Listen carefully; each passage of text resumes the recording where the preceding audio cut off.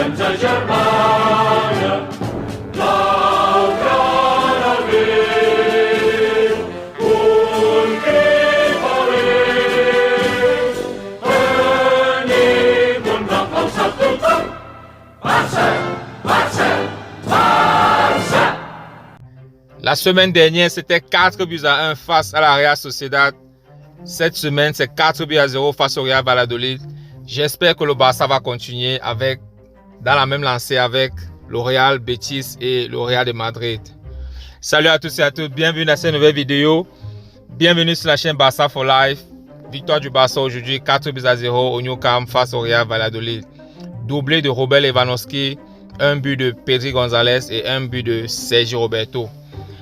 Et je pense que ce qui était important, quand on regarde l'atmosphère aujourd'hui autour du match, on se rend compte que les spectateurs continuent à venir au stade de plus en plus. C'est vraiment important parce que quand on regarde le tirage de la Champions League, on sait que le Barça est vraiment dans le groupe de la mort. Et je pense que les spectateurs là auront vraiment un grand rôle à jouer, surtout dans les matchs décisifs de Champions League. Et je pense que le fait qu'ils commencent à le faire, à apporter le soutien déjà au début, à la Liga, vraiment, je pense que pendant la Champions League, je pense que ça sera encore plus costaud. Surtout que le Barça vraiment est en train d'essayer d'apporter des bons résultats tous ces derniers jours-ci. Malgré le fait qu'on a perdu 2 points à la première journée face à Rayo Vallecano.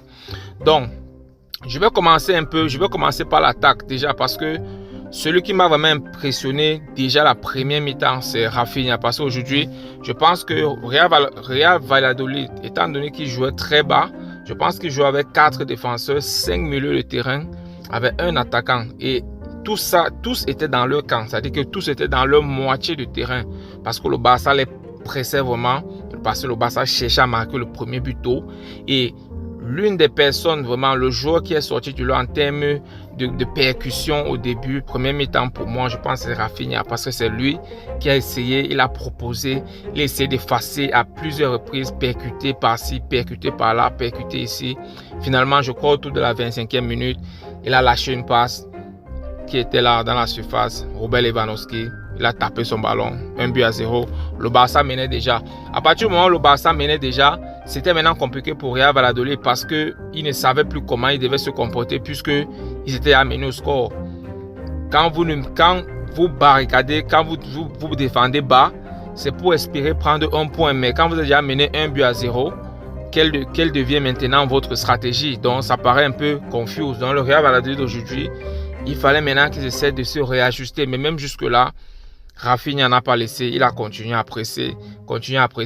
Le problème avec le jeu de Rafinha aujourd'hui, c'est qu'il y avait quand même assez de déchets. Mais on ne peut pas refuser le fait que, on ne peut pas empêcher le fait que quand un joueur est assez percutant, parfois ça va venir avec des déchets, parfois aussi il va tout réussir. Mais je pense que le plus important, c'est d'essayer de proposer quelque chose. C'est mieux d'essayer quelque chose qui peut échouer, comme quelque chose qui peut marcher, au lieu de parfois jouer juste. Et c'est important pour le milieu de couloir du FC Barcelone parce que, comme on dit souvent, qui ne risque rien à rien. Donc je pense que c'est Rafinha aujourd'hui qui était vraiment à l'origine de la percussion, de l'ouverture, à la création du premier but. Et je vais revenir aussi sur Robert Lewandowski parce qu'aujourd'hui il était vraiment intéressant. Il était intéressant parce que à un moment donné, quand le Real Valladolid le bloquait, le bloc était très bas. Il revenait chercher le ballon vers le milieu de terrain. Et quand il revenait chercher le ballon vers le milieu de terrain, il y avait un milieu de terrain du Barça donc, qui partait occuper l'espace dans le vide que Robert Lewandowski avait créé derrière lui. Généralement, c'est quoi? C'était Gavi. Il y a eu une action où Robert Lewandowski est revenu chercher le ballon. Il a fait une remise sur Jules Koundé. Jules Koundé a fait une passe à Gavi. Et Gavi a vraiment utilisé l'espace créé que le défenseur de Valladolid avait laissé. Et Gavi était dans la surface, mais il voulait faire une passe. Il attendait le joueur.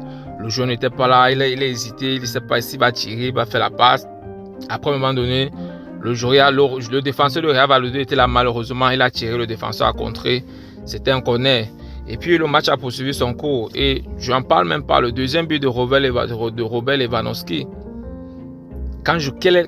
Si vous observez bien le but de Robert Lewandowski, vraiment, on va se rendre compte que ça montre à quel point Robert Lewandowski c'est un attaquant de classe mondiale. Parce que quand vous regardez le ralenti, vous vous rendez compte que ce ballon que Ousmane Dembélé lui donne, il fait juste 2 contrôles et la talonnade. Mais je ne vois pas comment la talonnade à ce moment-là peut vraiment embrouiller le gardien, peut vraiment perdre le gardien à ce moment-là.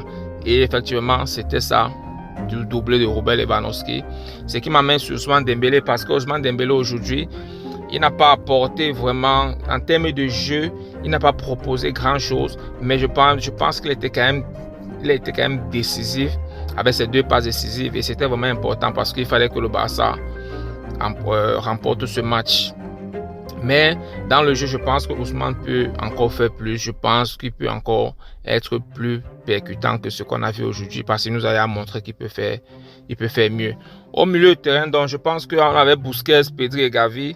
Bon, au milieu de terrain, je vais dire aujourd'hui Busquets, vraiment, sa présence, vous savez, quand on joue contre les équipes de niveau un peu bas, comme Real Valladolid, Busquets est important. Mais quand c'est les équipes qui ont un milieu vraiment dense, qui vraiment presse à tous les niveaux, je pense que nous savons tous que Busquets doit s'asseoir sur le banc de touche. Donc aujourd'hui, Busquets était à l'aise, il jouait son ballon, il variait le jeu, il avait le tempo, il contrôlait tout. Mais il n'a pas été étincelant, il n'a pas été trop magistral, il n'a pas aussi été trop médiocre. Donc il a fait un match ok. Pareil pour Gavi aujourd'hui. Je pense qu'au milieu de terrain, une fois de plus, je vais le dire, c'est encore Pedri pour moi qui a été vraiment qui a été au top parmi les milieux de terrain aujourd'hui. Parce que c'est le joueur, non seulement c'est l'un des plus jeunes au milieu de terrain dans ce Barça, mais quand tu le vois jouer, vraiment, il est très serein, balle au pied, il est très compose, très calme. Il joue avec une aisance technique vraiment hors norme parce que vu son âge, il n'a que 19 ans les gars. Il n'a que 19 ans, mais sa façon de jouer aujourd'hui, il joue comme un vétéran. Il joue comme il a la tranquillité balle au pied comme les Bernardo Silva. Vraiment, je ne suis pas en train de faire une comparaison, mais sa façon de jouer, donc quand je regarde son style, il joue un peu, il n'est pas pressé, il prend son temps, il est vraiment... Donc vraiment Pedri, une fois de plus, chapeau. Il a claqué son but aujourd'hui. Sur un effort de Dembélé, passe à ras de sol et il a claqué son but. Vraiment aujourd'hui, Pedri, c'est le joueur pour moi qui est sorti du lot au milieu de terrain. Quand on revient donc défensivement parlant, je me rends compte que Baldé, aujourd'hui, une fois de plus, c'est vrai, il n'a pas été très bon comme la dernière fois face à la Real Sociedad. Mais il était intéressant quand même par moments, surtout dans les mouvements. Il n'a pas fait des bons centres aujourd'hui, il n'a pas fait des... Mais dans les mouvements, dans les déplacements, quand il fallait barrer, tout ça là, défensivement parlant, il était présent. C'est ce qui est important parce qu'il est un latéral et c'est un défenseur. Et c'est ce qui manque à Jordi Alba, le côté défensif. Donc je pense que Xavi l'a récompensé une fois de plus. Il a été titulaire. Il a quand même été OK. À l'axe, non.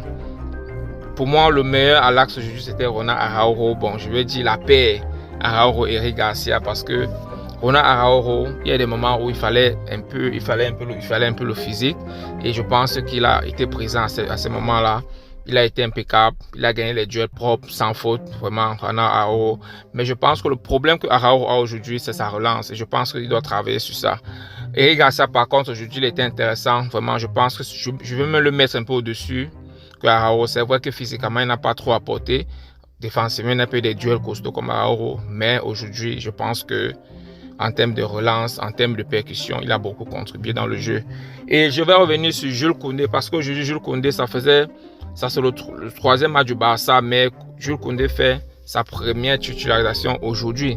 Je pense qu'aujourd'hui, côté droit n'était pas trop à l'aise, mais quand Araujo est sorti, il est revenu à l'axe. Il y a eu une action où Real Valladolid l'a cherché. Ils ont tiré à plusieurs reprises. Et il a sauvé un ballon qui était vraiment... Ter Stegen était abattu et il a enlevé ça pratiquement à la ligne, les gars. Donc aujourd'hui, je le connais vraiment. Il a déjà montré pourquoi il est là dans ce Barça. Malgré le fait que j'ai quand même trouvé qu'il n'est pas encore fit. Il n'est pas encore assez fit. Mais je pense que c'est aussi dû au fait qu'il n'a pas encore joué assez. Mais je pense que le rythme va revenir au fur et à mesure. Ter Stegen aujourd'hui, vraiment, il nous a fait plaisir parce que Real Valladolid, c'est une équipe qui a beaucoup défendu. Mais au moment où ils ont été dangereux, vraiment. Ils ont eu des frappes vraiment cadrées. Et Ter Stegen aujourd'hui est celui-là qui a répondu présent pour garder sa cage vierge. Et je pense qu'aujourd'hui, Ter Stegen, il est vraiment sur une bonne il est vraiment en confiance, si je vais dire ça comme ça. Il est vraiment en confiance. Et vraiment, il nous aligne déjà des bonnes performances. Et je souhaite vraiment que Ter Stegen continue dans ses lancers. Et c'est ce Ter Stegen qu'on veut voir en Champions League. C'est vrai que bon, après, il y a eu des remplacements. Il y a De Jong qui est entré. Il y a eu Kessié qui est entré. Il y a Sergio Roberto aussi qui est entré. Au passage, Sergio Roberto a marqué un but. Bon, c'est vrai, il n'a pas fait un grand match en tant que tel, mais il a marqué un but, il était au bon moment, au bon endroit, il a claqué son but. Il y a aussi Ansu Fati qui est entré. Il y a aussi, je pense, Ferran Torres. Donc, je pense que les remplaçants sont entrés. Bon, ils n'ont pas aussi eu assez d'impact comme au dernier match. Donc, les gars, voilà mon avis par rapport à ce match. Dites-moi ce que vous pensez de ce match. Dites-moi ce que vous pensez des joueurs. Dites-moi ce qui doit être amélioré pour qu'on continue dans ces lancers, les gars. On va se retrouver dans une prochaine vidéo. Portez-vous bien, les gars. Visca Barça. Ciao, ciao.